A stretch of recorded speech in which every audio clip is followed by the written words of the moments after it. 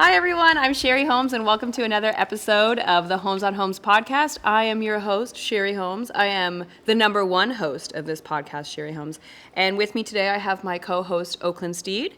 Right now she's being quiet, but I assure you, you will hear from her, and I apologize. I also have my friends Helen and Ellie from Eaton here. Say hello. Hello. Nice to be here. My name's Helen Veldhuis. I work for Eaton in the Canadian division, and my role is Director of Manufacturing.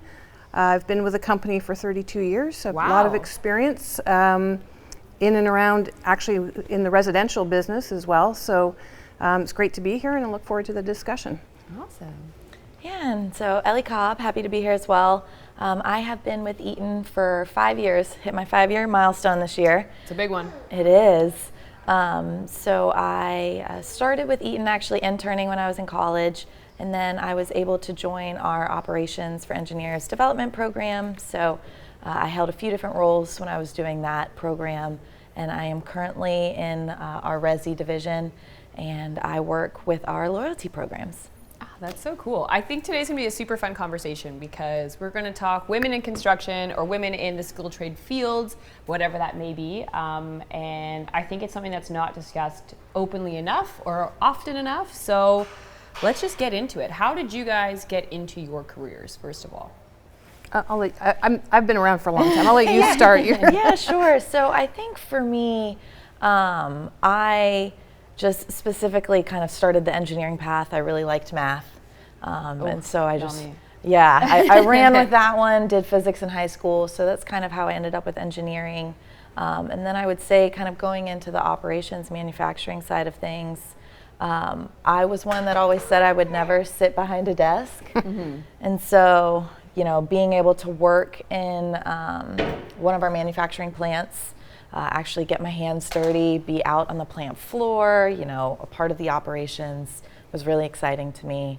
And then I have kind of transitioned to behind a desk, but it's still just as exciting to be in this manufacturing world that, you know, typically you do see it to be a bit more male dominated, but it's been changing at least in my time with Eaton, which has been great to see. But yeah, I was curious about how things worked, you know, how products were being made from start to finish. So being able to be in a manufacturing plant to see that process from start to finish and then just continue in the manufacturing world has been really great for me. I had a very different beginning. I had no plan. So I like was that too. Actually home, unemployed, and a position came open. An employee had gone on jury duty. Can you show up? We need someone for 5 weeks. That's been 32 years. So started in customer service as a temporary person. Then I moved over to do some aftermarket engineering for some of our products. So I had to sort of learn quick some of the technical details of motor control centers. Then I went into the product marketing in residential. So that was a really exciting time. That was a time when a lot of the retail do-it-yourself stuff was really starting to explode. So I had the opportunity to kind of manage the retail business that we dealt with. And then the introduction of the arc fault circuit breaker came out. And so I had the opportunity to literally cut live wire in front of people. So anyhow, like I said, I really had no plan and no path, but I did end up being challenged and having kind of new and interesting things to do. And again, I was talking about the arc fault breaker. It was a real new technology. It was to help prevent fires in homes. Mm-hmm. And so I spent a lot of time with like home and garden television and people in the fire prevention industry trying to help gain some excitement for this product and get it into the Canadian Electrical Code. So that was neat. If you were to Google it, it did not meet any safety standards of today when I was cutting live wire and sparks were flying everywhere.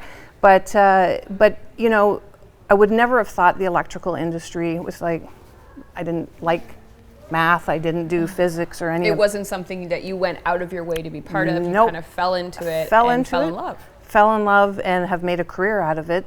Still there, have no reason to leave. I keep challenged every day. Oh, that's awesome. That's awesome. I actually had a bit of an interesting introduction to the trades as well. Pardon my kid, she also wants to participate in this conversation, so you will hear her. I obviously grew up in construction, regardless of what I just said. I never thought I'd get into it. I never had any interest or any intention whatsoever of being involved in construction. But I did grow up on sites. My parents split when I was quite young, so I'd get to go and visit my dad every other weekend. And because they were single parents, they worked a lot. And so we'd go and visit my dad, and it would be on a job site. And we would help or make a bigger mess, or play tag and hide and go seek through a job site, which is not safe now. Please do not bring kids on a job site. It's not good. But that's how we kind of grew up, and we'd help or just, be a pain in the butt. And then we got a little bit older, and we'd start helping my dad out at the house or with his projects. So I laid hardwood in his living room. We built a shed in his backyard. We refinished a fireplace in his living room as well. Or still go to work with him occasionally. And oftentimes we would build projects together on the weekend and downtime, and that's kind of how you spend a lot of time with your parents and do something fun. So to me, doing construction was something I would just do with my dad. It was never a career option for me. In middle school, I remember, was it middle school or was it high school? Probably middle school. I'm not sure. Let's just go with that. I went in and toured before I got in there, and they'd walk you through the classrooms. And I remember this one teacher telling me that I had to come into the auto body class. And I was the one girl in front of everybody and touring this trades room, and I was so afraid. And I did not sign up for that course because I was too scared to be in a room with all men. I also, in order to take a tech class to learn to use a skill saw and different fun things like that, I had to take half a semester of home ec, which means I made a nylon baby, and I carried this baby around through school and took care of it. I learned to cook meals, to take care of a household, and just juggle what being a stay-at-home mom would be like before I was allowed to use a power tool, which I found a little bit ridiculous because I shouldn't be required to learn how to be a housewife in order to learn how to use a tool and become self-sufficient in that sense. Like, I could take care of myself in a house because I don't ever have to rely on a man. I can hang my own photos. I could fix a problem with a door or whatever that may be. I can do these things in a house without relying on a man, and I thought that was a really important thing to know as well. I was always one of those kids in school that never knew what I was going to do, and I don't think that is a bad thing, because I do find that the youth now are rushed to find a career, or you're pushed in one direction from parents or teachers or whatever it may be. And I just didn't know what I wanted to do, and I applied to all kinds of different programs in university and colleges. I was going to go to become a wildlife veterinarian and take my course in Australia, and I got accepted, and I was all for it, and then backed out of it because I didn't know. And so my dad convinced me to come and work for his company, not in construction, mind you, at the moment, so I could make money and do what I wanted to do, which happened to be backpacking and traveling the world. So I worked in editing. So I kind of worked my way around the office and tried different things. And I found myself becoming more and more interested in watching the construction crew. So I got to edit some of the footage that would go to our shows and watch our crew having a great time together, learning different things. And I found myself getting kind of jealous. Like, they looked like they were having the time of their lives, and I kind of wanted to too. Then I started helping them out after work and on weekends. So back when we were shooting, I think it was Holmes On Homes or Homes, one of the Homes shows. There's a lot. I'm not sure if you were aware, but there's a lot of Homes things. So one of our shows, we worked a lot of hours because we had a very short time to get jobs done, and that was our crew. So we would work from 8 a.m. until whenever we finished, and a lot of weekends. So I would always go out in to help them out on our construction sites and avoid the cameras, of course. And I didn't know what I was doing, so I was just helping, whether that be cleaning or carrying lumber or throwing garbage out, whatever they required, I would help them out. And my dad started asking me if I wanted to join the crew, because he's always been very supportive of women in the trades. And so I said no. And I said no multiple different times. First of all, because cameras are terrifying to have in your face. And secondly, I could not see myself working construction. And then when I was 21, we got the opportunity to go and build the first home in the 9th Ward after Hurricane Katrina. And I was cornered in an office with the VP of the company at the time and my father. And they're like, listen, come and join the crew. We want to have more women part of it. You've never been to New Orleans. You want to go to New Orleans, right? And I was like, well, yeah, I've never been there. We're going to help this woman named Gloria, who lost absolutely everything. She doesn't have photos of her family, let alone clothes. She has nothing left. She takes care of her, I think, 12 grandchildren. There's a lot of grandchildren living with her. I can't remember the exact number at the moment. But she has nothing, and she gives everything she does have to other people. Wouldn't you want to help her? And you're like, well, yeah, of course. And we worked 7 days a week from 7 a.m. until who knows at night. It was so hot, and the humidity level was off the charts. It would rain for an hour every day and just be hotter afterwards. But we built the very first home, the biggest home in the Lower Ninth Ward, and it was one of the most amazing things I've ever done. My dad was really supportive of having me on the crew to learn, not only to learn, but to show other women who watch the show that you can do this too. And I think that's insanely important right now. And how did you guys get in the trades? What are you doing to represent women in a male-dominated industry? Yeah, well, I think kind of what both of you have said earlier, no plan, wasn't sure, where you were going to get started with your career. I think for me, I never necessarily saw electrical products, working with a manufacturing company specifically. But I think what's really cool about it is electrical products are like a pivotal part of our everyday life. It's powering our homes, it's powering our hospitals, it's airports, everything. And being a part of something that's affecting everybody's, kind of daily lives is pretty fulfilling. And I think, with what I'm doing currently now, so I work in our loyalty programs, as I said, and so within that umbrella of programs, we've got our Eaton Certified Contractor Network. And so we are helping, we're partnering with contractors out there who are in the trades, not only, helping when it comes to our products, training them on that, but just helping them when it comes to their business and just further developing themselves, their companies. We want to help with that. So it's been great. So I've been doing that for about 3 years now. And just seeing, in my short amount of time, my 3 years, just how many women were a part of our training classes, how many companies are now being led or started by women.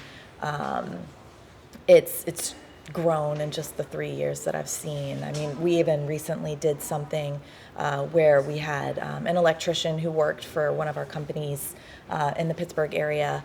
And then in the time that she, was a part of ECCN through that company, she broke off, started her own business, and is now running her own contracting business as an electrical contractor. And she's joining ECCN, and so we're going to help her as she's, starting her business and growing something from there.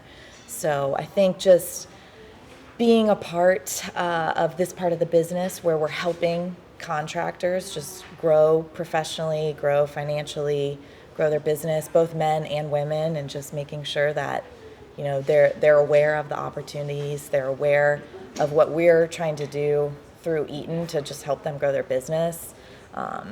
That's, a great feeling every single day. I really think it's wonderful what Eaton is doing there, because not only are you encouraging people to get into the trades, you're also helping them further themselves in their career, and education is so important.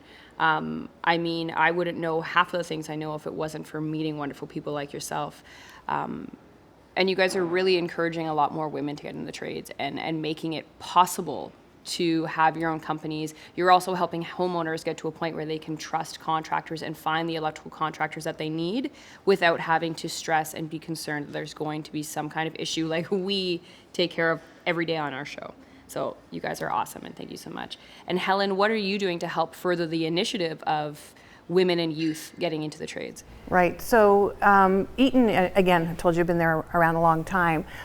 Over the last, I'll say maybe 10 years, Eaton has gotten very deliberate about making sure that we are looking for diverse talent, so including women, trying to attract them at universities and technical colleges so that we can have them in, and diversity of thought is a wonderful thing. So to have more diversity in our entire workforce and allow them to see there's different there's different careers and opportunities, whether it's on the shop floor, whether it's in our engineering department, designing product that will power a hospital, like you mentioned, or a university or whatever. So we are very selective and deliberate about looking for diverse talent, including females, including going to schools where little kids can start hearing about technical things and know that they have these opportunities available. Because to your earlier comment about I had to take home ec, I did too, and I hated it. People need to understand that the whole spectrum of opportunities is available to them. And Eaton has, as I said, they're deliberate about it. We have the WAVE program, Women Adding Value at Eaton. And it is not just a U.S. or Canadian or North American. It's a global amazing inclusion and diversity group. I'm the sponsor for the Canadian. I think you're a part of the WAVE group in the U.S. Yeah. So and so there's various events. Obviously, there's International Women's Day, etc. But there's a lot of deliberate and targeted events that happen throughout the year that are just either raising women awareness of women and making sure people are, in being inclusive, etc. And so there's a lot of us that are, and it's not just women in this program. There's men that are allies that support. So important. Yeah, oh my goodness. Just last week or 2 weeks ago, my manager and I hosted what they call an ally circle, and you just have discussions about different either biases or etc. that women might face in the workplace, and how can we look out for them, and how do you counteract them, etc., just to ensure that we're having a very inclusive workplace. And I'll tell you what I was really pleased about in that conversation, and there was men and women that dialed in for it. It's voluntary, they sign up. The amount of participants who really hadn't felt or experienced a lot of the biases. I can tell you from early years when I was starting in my career, there were some there. Of course. And we've come a long, long way. It's interesting you say that, because we've actually me and my manager held an ally circle as well. And I think, to your point, I think bringing men into the conversation as well, like allies, such a strong word that you said there. Eaton has made that a big focus, even from what I've seen in joining WAVE, and having them a part of the conversation and speaking up, for us when we might not be there. As they should be part of that conversation. I have had the opportunity to work with such wonderful, amazing men. So I hate having any of this ever come across to say that all men on a job site are sexist or unfair or unsupportive of women in the trades or in a male-dominated industry, because that is just absolutely not true. And you have so many men that are supportive and want to be there for you. And the fact that your ally circles at Eaton are voluntary, I think that is just amazing. That's so cool. I wouldn't be here where I am today if I didn't have the men around me that support me, because we literally can do absolutely anything a man can do. And I've just met some of the best people, and they're helpful and supportive, and I want an ally circle. That's what I'm getting. I'm gonna go talk to Mike after this. We need ally circles. It helps keep the conversation going. So. We are filming our podcast at Improve Canada today, so there's always going to be some kind of construction going on around us, so pardon any noises, but we're always on some kind of a work site, so I'm glad you guys could join us. I've done a lot of work with Skills Canada, Skills Ontario, Skills USA, and World Skills, as well as Jill of All Trades. I think it's really important to get to women at a younger age, so before they're moving on to high school, so they get exposed to different opportunities to work in male-dominated industries. So in Jill of All Trades, it's a full day of women trying different trades. Whether that's driving an excavator, whether that's trying welding, masonry, using an impact drill for the first time, or a skill saw. So they're just exposing themselves to different opportunities. And that's kind of what Skills Canada and Skills US and the Skills team does as well, is they always do a try a trade day. And that's male and females. They come in and they try these different trades. Hair, nails, makeup, that's all a skilled trade. Cooking. masonry again, like welding. It has there's such a wide variety of trades that fall under the skilled trade umbrella that so many people are unaware of. And so these opportunities for youth to get in and try these different trades is so important. I think that's awesome, because I think what people might not understand is just transferable skills that can be applied to a trade. So, you know, say you like attention to detail, you know, painting, interior design, you know, it's transferable, but you might not know that, you know, what you like about that can be applied to that certain trade. So you're never going to know unless you try it. And how would you try it unless you are told? It has to be put in front of you, because I wouldn't know the things that I was able to do if no one mentioned it. I didn't know that hair artistry was considered a skilled trade. No idea. Yeah. And it makes sense because I can hardly brush my hair.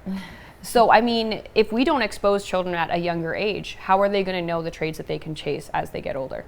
And you said something earlier about just sort of the pressure to know what you want to be when you grow up, and what line of work are you going to go into, and they got to make decisions so early, kids. Yeah. Mine have just come through. One graduated, one's still in university, and the number of things that is available to them, I don't even know what half of them mean now.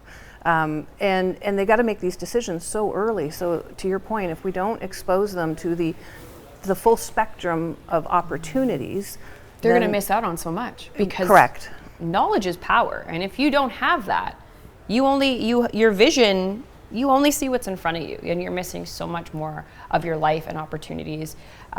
I just hope that we can further that and present these opportunities to kids at such a young age. I really wanted to touch on not necessarily roles, but just what women have to go through to be in the trades and different career paths.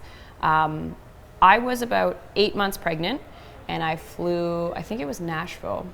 I can't fully remember, but I was speaking at a women in roofing event. And there was hundreds of women in this room, and I was speaking, and I was so afraid.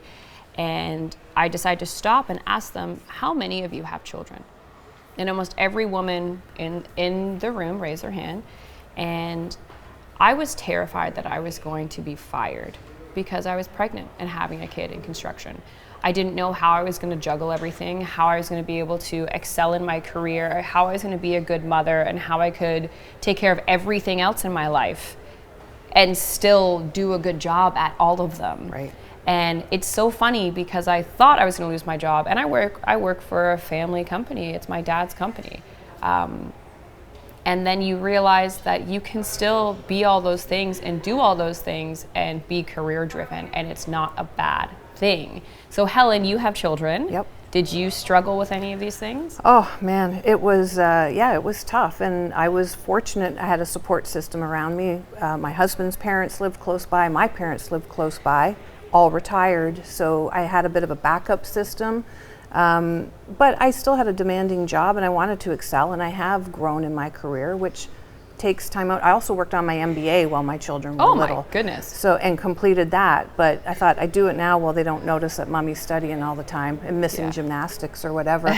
And I used to joke that a lot of the teachers in my kids' school didn't actually know whether or not the kids had a mom at times, because I did miss some things. But it was a family decision for me to do the MBA, but it was tough. And there's times where you got to take off because your kid's sick or whatever. But I mean, I have to say, for me, that a great benefit was having the support of family to make it all work. Sorry. So, but yeah, it's tough. You do have to make decisions. Do you want to relocate in your career and uproot everybody? Those are some tough ones when you have to think about them. Something's always got to give, Yep. and we can't do everything. Everything is a struggle. You juggle so much, and you can only hold so many balls in the air at once. So, I mean, you make it work, but I was shocked at the amount of women who can make it work. I thought I'd be the only one struggling. So I think it's very important to kind of bring that up, is you can be career driven, you can be a great mom, you can be a great anything, because women are awesome. Right, kid? Yeah, you just have to give yourself permission to sometimes drop the ball. Just know which one's not crystal. Yeah. Oh, I love that. That was actually really cool. Say I'm not quite at that stage in my life, but I mean, You can call us. I was gonna say, I mean, I have such a respect for you all and all the mothers who have, strong careers for themselves. It's inspiring to me to just know, when I do get to that stage of my life. It is possible, and we've all done it, and it's good to know that you will get through it, and there's been how many other women in your place before then, so it's definitely possible. And that was something that I wish I was exposed to earlier as well, being a woman in the trades. It's really important to me to support and encourage women in the trades. It's been important to my dad for years, and that's why he fought so hard to have me part of this company, is to really help represent women in the trades. And I think it has done a lot to see a woman on TV swinging a hammer, or the fact that I didn't start knowing everything because it's impossible to know everything. I was so afraid to ask for help, but there's nothing wrong with that. In fact, you need to. I like to encourage that learn on site. That's the whole point of it. I didn't want to sit at a desk job. I need to learn something new every day, and I still learn something new every day. It doesn't matter how long I've been in the trades for. What are some of the things that you guys are doing to help furthering women outside of WAVE? Go ahead. Well, so I would say, just like speaking from an advice perspective, I would think to just kind of how you just said it, what I was going to say was to always ask questions and to not be afraid to ask that question. If you're not familiar with something, or you're not seeing, many women a part of the conversation or in the room or whatever it may be, but if it's something that's of interest to you, you're curious, ask the questions. If you don't understand something, ask to participate if it's, something that you think you would find of interest. And then I would say on the other end, for our allies out there, make sure that you're continuing to be a part of those conversations and just speaking up for women when they might not be in the room, or bringing opportunities to them if, again, you think it would be something of interest to them, and to just keep the conversation going. Yeah, and probably just to check biases, right? Always. Yeah, absolutely. For me, again, starting in this business with no idea really what I was doing, advice I would give anyone starting out is work hard, ask questions. Have been covered a lot, and work hard. I mean, if I am my best when I'm always learning, right? When I stop learning, I get really bored, and then in this case, Eaton's not getting enough from me. Yeah. So as long as I'm being challenged and trying new things, I mean, I went from commercial over to operations. I thought I knew about operations. I knew nothing about operations. I've learned a lot in the last few years. So again, just have confidence in yourself, ask the questions, and work hard. Yeah. I love it. That's awesome. Yep. Dad, did you want to say anything? Did you want to sneak into my podcast and say hi?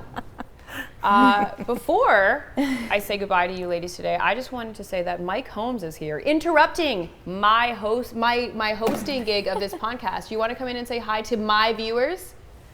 He's going to come behind the glass. This is my show. Where are you going? Say hi. So I just want to let everyone know that he is not allowed in my office while I'm filming, and he's got to stand outside because I'm the big boss, Holmes. So thank you for tuning in to the Holmes on Homes podcast. I'm your host, Sherry Holmes, with my co-host, Oaklyn. Thank you so much for joining me, Ellie and Helen. It's been awesome. Thank you for dealing with all the kids stuff. Thank you for being part of Women in the Trades. You do a wonderful job with Eaton. You're awesome to talk to, and just have a great day, and I'll see you soon. Yeah, thank you. Thanks for having us. Appreciate it. I'll be hosting soon. You keep watching.